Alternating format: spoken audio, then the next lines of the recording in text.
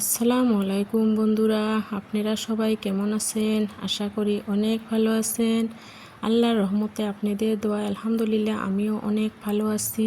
নতুন দিনে নতুন আরও একটা ভিডিও নিয়ে আসলাম, আপনারা ভিডিওটা দেখতে থাকেন। আটা দিয়ে সিদ্ধ আলু দিয়ে আমি কিভাবে পরোটা বানাই সেটাই আপনাদের সাথে শেয়ার করব, আপনারা ভিডিওটা দেখে নিন। দেখেন, আটার ভিতরে আমি সিদ্ধ আলুটা কুচি করে নিচ্ছি। তারপরে স্বাদ মতো লবণ দিয়ে দিলাম, মরিচ কুচি ধনিয়া কুচিও দিয়ে দিলাম, এইবার পেঁয়াজ কুচিও দিয়ে দিলাম। এবার পানি দিয়ে ভালোভাবে একটা ডো বানিয়ে নিব। সুন্দরভাবে একটা ডো বানিয়ে নিলাম। দেখেন, আপনারাও বাড়িতে এইভাবে বানিয়ে খাবেন। ঘরের কিছু উপকরণ দিয়েই এই পরোটাটা বানানো যায়, খাইতে অনেক টেস্ট লাগে। আপনারা বানিয়ে একবার হলেও খাইবেন, বাচ্চার টিফিনেও দেওয়া যায়।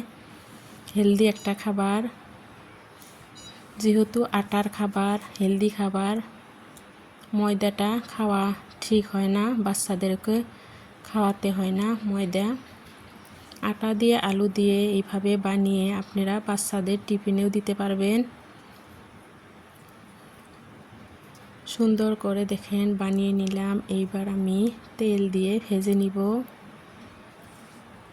সাদা তেল দিয়ে সুন্দরভাবে আমি ভেজে নিব। আপনাদের ভিডিওটা যদি কোনো অংশ ভালো লাগে লাইক কমেন্ট শেয়ার করেন, সাবস্ক্রাইব করে দিয়ে নতুন বন্ধু হয়েন, সাথেই থাকেন। বিকালের নাস্তা হিসাবে অনেক টেস্টি একটা খাবার।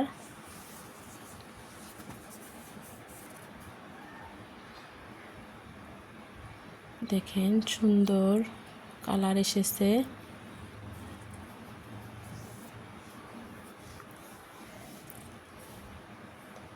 সিদ্ধ আলু দিয়ে আটা দিয়ে এইভাবে যে একটা নাস্তা বানানো যায় আগে আমার জানা ছিল না।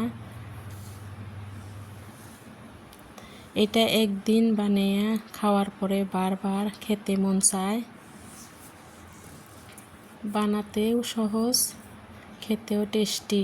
আপনারা একবার বাড়িতে বানিয়ে খাইয়ে দেখবেন, অনেক টেস্ট লাগে।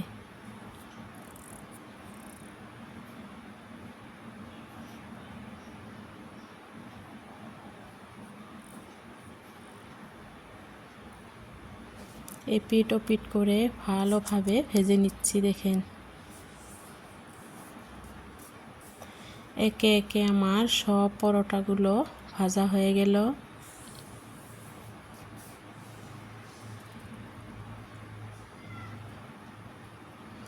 এইবার দেখেন কত সুন্দর দেখাচ্ছে। ফাইনাল লুকটা আপনারা দেখে নেন। সস দিয়ে এগুলা খেয়ে নিব, টমেটো সস দিয়ে অনেক টেস্ট লাগে। ভিডিওটা এই পর্যন্তই। আপনারা ভালো থাকবেন, সুস্থ থাকবেন। আল্লাহ হাফেজ। আসসালামু আলাইকুম।